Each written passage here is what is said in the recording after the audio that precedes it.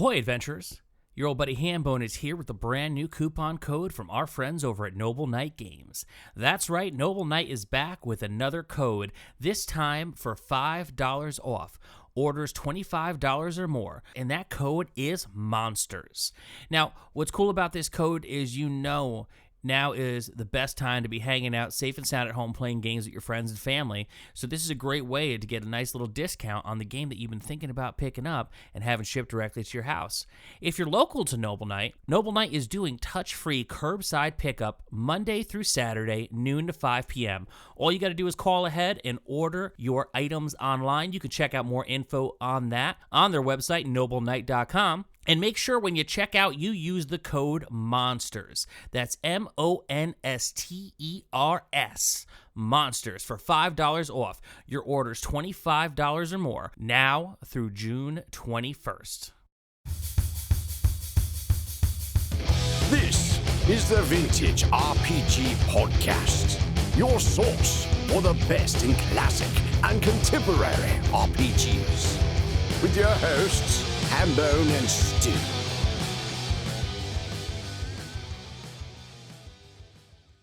Welcome to the Vintage RPG Podcast, coming at you again from the clubhouse, hidden somewhere in the swamps of New Jersey. I'm John Hambone McGuire, and with me, as always, is the editor-in-chief of Unwinnable.com. I thought he said we were talking about Grayskull today, Stu Horvath. That might be more fun. Should we just do a He-Man episode? I mean, if there's a He-Man RPG, I'm here to talk about it. There is, but I don't own it because it's really expensive. Then let's not talk about it. Let's talk about Greyhawk. How you doing today, Stu? Pretty good. How are you? I'm doing pretty good, and I'm actually kind of surprised. This is almost 2 years into the show, and we're finally getting to Greyhawk. Yeah,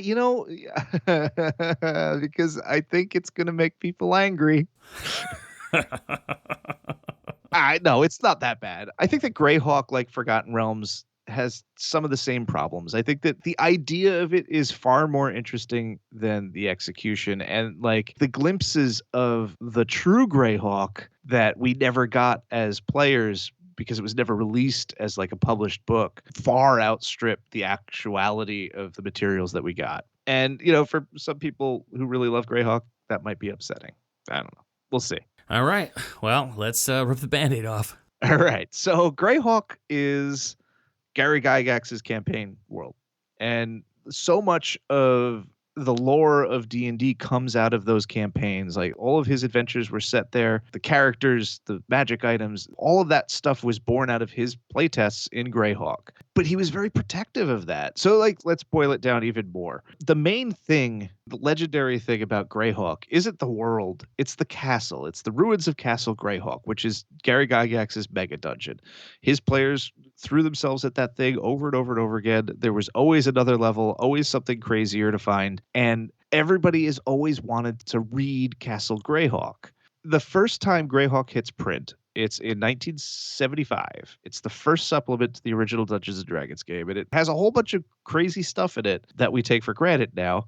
So, this is the book that introduces thieves, My favorite class. It wasn't an original character class. Thieves are now in D&D because of Greyhawk. You get the Paladin, you get the Carrion Crawler, you get the Umber Hulk, you get your Owlbear, you get your gelatinous cubes. Beholders make their first appearance. The first illustration of what is on the cover. Druids show up as monsters, which is kind of weird. Vorpal Blades, it's like a treasure chest of classic D&D stuff. What isn't really in the Greyhawk supplement is Greyhawk. The actual castle. Any of it. I think the word Greyhawk is used 3 times in the whole book. And is once on the cover? Yeah. And this is sort of because he was nodding to the fact that, yes, this thing exists and you might see it in some ways, but he was really squirrely about giving up ownership of it. Because if he released it and published it as TSR, it becomes all of ours, right? And he didn't want to do that. And I understand that. I understand why he did that. Because it was a world that he built with his players. And I don't know if I would have released it if I was Gary Gygax, Yeah, I could understand that because even back then, once something was in print, once something was on the radio, once something was in the movies, something was on television, it belonged to the world.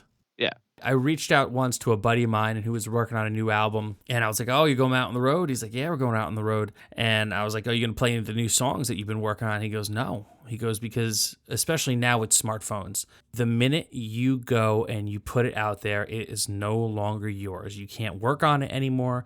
You can't adjust it anymore. You can't make changes to it anymore. It just exists. And that's the first thing people are going to see, hear, read, experience is that version of it. So he wasn't going to do, except for like one new song out on the road that he was comfortable with doing. Yeah. And I get that. I do get that. I mean, it took us, 4 pilots before we released our first episode? Oh, for sure. Yeah. And necessarily too, like to publish your Mega Dungeon, you have to publish the secrets.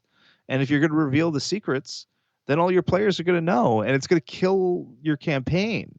It's a little different now because we're 40 years in and people could spin those plates. You could, write your campaign setting and have a completely different thing, that you're playing with your friends.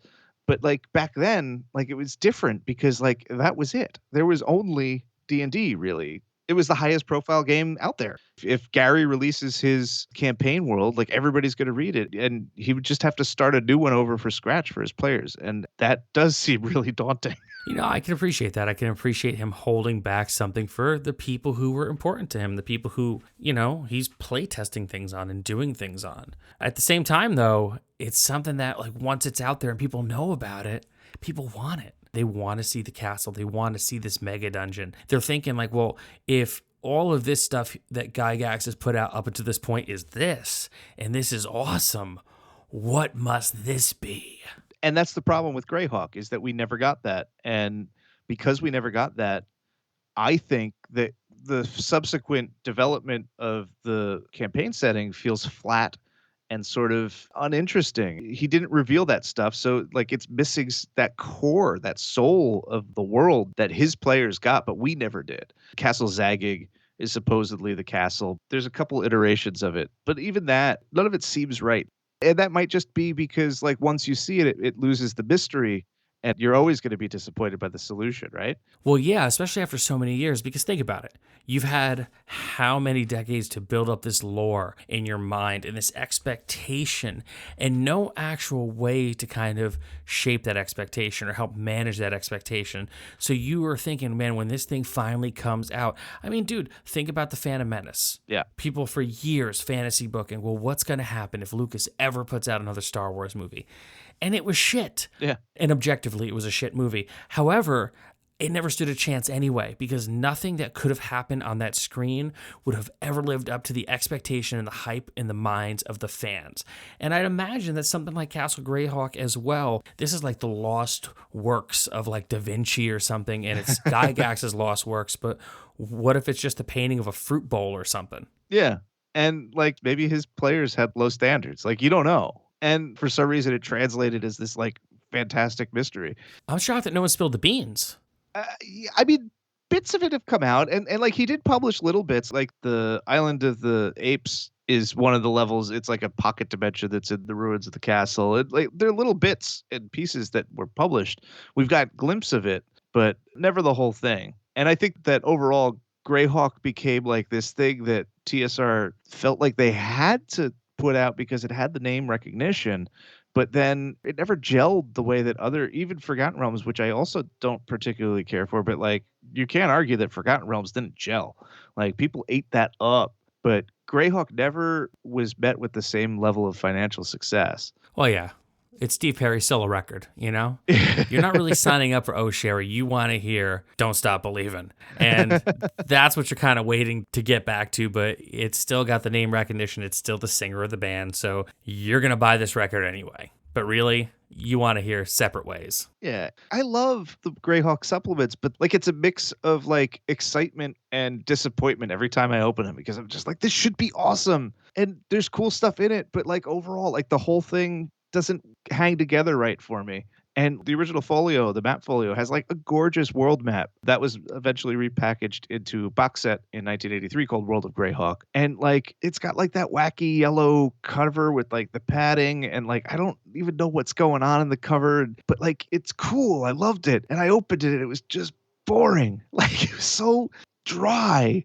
and weather patterns and like lots of heraldry. And it has like an unusual amount of medievalness to it that I didn't expect, which I guess makes sense considering Gygax's background in medieval war games. But it feels like a lot more like King Arthur fan fiction than I really expected. And if you want King Arthur fan fiction, you're just going to go play Pendragon. Yeah, I mean, me particularly, but it seems like a very like strange thing. Like romantic medievalism just isn't quite what D&D is to me. Yeah, the Prince Valiant gimmick doesn't really land well in D&D in any edition. Yeah, and it is D&D-ified, but like it still just doesn't like, I don't know, like that's just not D&D to me. Was that a miscalculation? I don't know. It sounds like 10 pounds of shit in a 5-pound bag, to be honest with you. Yeah, and he never really wanted to put it out. He eventually relented. Like that was 83, so like that's the serious financial troubles, the overspending and stuff. So like putting out World of Greyhawk was probably more of a business saving decision than anything else.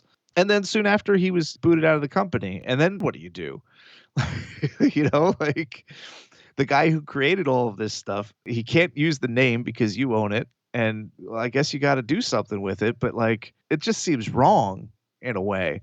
But actually, after Gary Gygax loses Greyhawk, I feel like that's when Greyhawk finally gets a little bit interesting because a gentleman named Carl Sargent sort of takes over the line. And you get the City of Greyhawk box set, which I think is also fairly dull, but a little bit more interesting. And then you have Greyhawk Wars, which is like a huge shift in the campaign world's meta. It's the rise of evil and the paradigm shift, which leads into the From the Ashes box set, which really changes the status quo.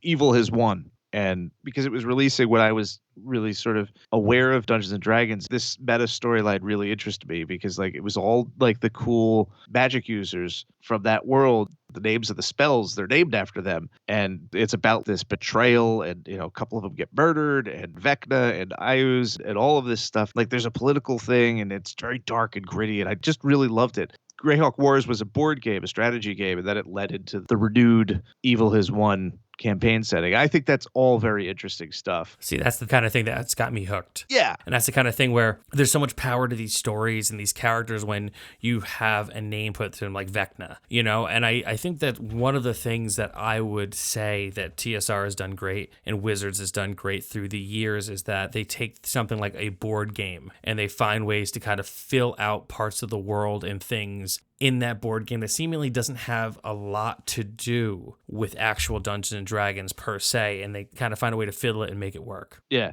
And then after From the Ashes, there was a little bit of support for it, and then they just canned the line again. It's like the third time they canned the line, and they bring it back at the end of second edition, and they sort of restore the status quo to before From the Ashes, and that's fine, I guess. You took something interesting and made it boring. I understand why people hated From the Ashes in that era, because it was so different from their world of Greyhawk, but like to erase that seems silly to me. And then in third edition, they had the Living Greyhawk, which we never played. I never really got into because it just seems flat to me. It seems generic.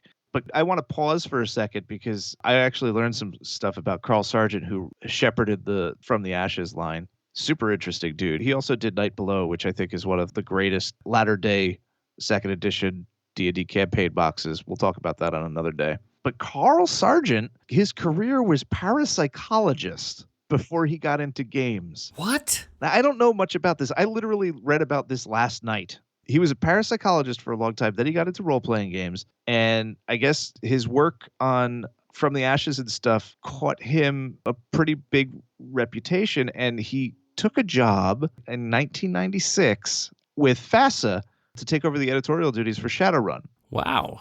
And then he disappeared. Wait. Like disappeared, like never to be seen again? Unsolved Mysteries disappeared? He got into his car in England and went to the airport, but never got on the plane. And then for a period of time, no one knew what happened to him. Apparently, his family didn't even know what happened to him. He does eventually come back, but previous role-playing game designer colleagues would see him on the street, and he would just walk by them like he had no idea who that person was who just said hi. That's weird. It's very strange. He died a few years ago, but like after that point, just completely disappears from the hobby entirely. And it makes me feel like it's a Call of Cthulhu scenario. It's like parapsychologist gets into games, something happens. He disappeared. How many times do you hear about a person just disappearing off the face of the planet. I mean, not so much anymore, but back in the day, like, people would go missing. But, like, to just disappear like that, that's spooky. Like, maybe he, like, unleashed some secrets of the universe into one of the games that he wrote, and, like, the dark powers that be were like, yo, that's going to be a no from me, dog. Yeah. Yeah, I mean, I guess there was a story that he got into a car accident, but, like, nobody really knows. Nobody found out. It is probably, like, super prosaic, but, like, there's, like, a sexiness to it. And I think that all of this is more interesting than most of the Greyhawk material produced by TSR. So Yeah, I've already forgotten about Greyhawk, to be honest with you. I'm so focused on this dude disappearing. yeah, and I mean, like, that's it. That's the end of the story. That's all I know. He's a great designer. Night Below is, like, a fantastic box set. If y'all could get a copy of that, crack that open, like, so weird, so underappreciated because it came late into you can see a lot of the ideas that are in Night Below are in From the Ashes and that era of Greyhawk. Like, he's just trying to, like, play with stuff and move stuff around in ways that are very much in line with fiction. I think that he was an excellent narrative designer, and he kind of identifies some of the problems that I have with Greyhawk, and he tried to correct them as best as he could by injecting this war and basically just realizing that, like, who wants to hang out in a world that's, like, happy, right? Let's plunge it into warfare and horror, and we'll go from there because that's inherently interesting. It's a pretty short encounter if there's no strife. Yeah, you know? Like I said, years later, Castle Greyhawk came out. I think it's like 2 or 3 volumes. I really don't know because I've never been able to track down a copy. And it purports to be a relatively complete version of Castle Greyhawk. But honestly, like, I don't hear people talk about it. So, like, I don't know if it was, like, not satisfying or if it didn't feel real or if the mystery was the real thing of Castle Greyhawk, that once people had it, it didn't matter anymore. Like, nobody cared about the actual Castle Greyhawk. They cared about the idea of this mysterious, deadly mega dungeon that was born in Wisconsin and was never seen in the public. But my overall thoughts on Greyhawk are, it seems like a film set where it's just the fronts of the buildings. There's not a lot behind them. And I think that pretty much every campaign setting does a better job of creating a living, breathing world that people can play in better than Castle Greyhawk. Is that bad? I don't know. Somebody's got to be first. And, like, everybody knows the name. It does have a certain reputation. I just don't think that as a place to play that it ever really found its true soul. And I think that that's reflected in the fact that it never really captured players' imaginations. It was a line that got booted and rebooted several times over its lifetime. And it doesn't seem like 5th edition is really going to revisit it. I don't see it happening in 5th edition at all. Yeah. I mean, you just look at Forgotten Realms and, like, how people just love Forgotten Realms. And I think that they're similarly generic, but there's something about Forgotten Realms that lets people, like, get in it. And, like, the connections are interesting and sexy. And even, like, the original Forgotten Realms box set, a lot of that stuff is dry as heck. And, like, the NPCs are boring. And, like, a lot of those NPCs were revisited later and made not boring. But World of Greyhawk never really figured that out and squeezed that juice, that sweet, sweet juice that Forgotten Realms figures out. And I don't even like Forgotten Realms all that much, but, like, I just think that there's no comparing the two. Like, Forgotten Realms is massive, and for all the faults I take with it, there's, like, a lot of awesome in it. Hey, man, I take Castle Greyhawk as that's where my gelatinous cube came from, and I'm good with it. Yeah, I mean, there's no denying that a lot of classic stuff came out of it, even if it doesn't hang together as a whole. But, you know, sometimes you don't need something to hang together as a whole, and that's fine. Sometimes the parts are cool. Well, Stu, with that, do you have any final thoughts on Greyhawk? I don't. I think that's enough. I think people are going to yell at me. Don't yell at me. My final thought on Greyhawk. Please don't yell at me. Now, before we go home on this episode, our friends over at Planet X Games have a fully funded brand new Kickstarter called Escape from Skullcano Island. It gets bigger, badder, and better every single day. It is in the home stretch, and we hope that you're going to take a gander over at that. Give a quick listen and see what it's all about. Giant monsters summoned from the depths of the unknown. Horrific hell creatures to menace all of mankind. They walk, they kill. From the mad minds that brought you An Occurrence at Howling Crater and Jungle Tomb of the Mummy Bride, Planet X Games is back, and they're here once again to put the grind back in Grindhouse, this time with their brand new Kickstarter, Escape from Skullcano Island. Escape from Skullcano Island is a brand new high-level adventure module for 5th edition to challenge even the most experienced and stalwart adventurers. Something terrible is happening on this strange prehistoric place, and the fate of all mankind rests on the shoulders of those few daring enough to brave it. Dare you face these gigantic monsters that seek to obliterate mankind and crush the kingdoms of man under their clawed feet. So join us on this titanic thrill ride of kaiju-rific adventure and check out Escape from Skullcano Island by Planet X Games, May 11th on Kickstarter. All right, Stu. So, folks, this was another episode of the Vintage RPG Podcast. Stu, where can people find you? I don't want them to find me, Hambone. I'm going to go into hiding. Yeah. Disappear. If you guys listen to the podcast, you pretty much already know where to go. You can find me on Twitter at Handbreaker. I tweet about cute animals. I tweet about Dungeons & Dragons. I tweet about professional wrestling.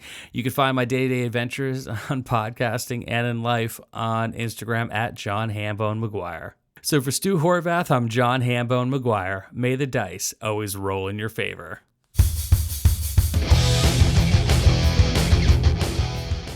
Thanks for listening. Don't forget to like, review, and subscribe to the podcast. Every review helps other listeners to find us.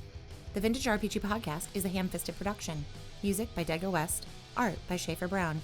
If you like the podcast, you should also consider becoming a patron at patreon.com.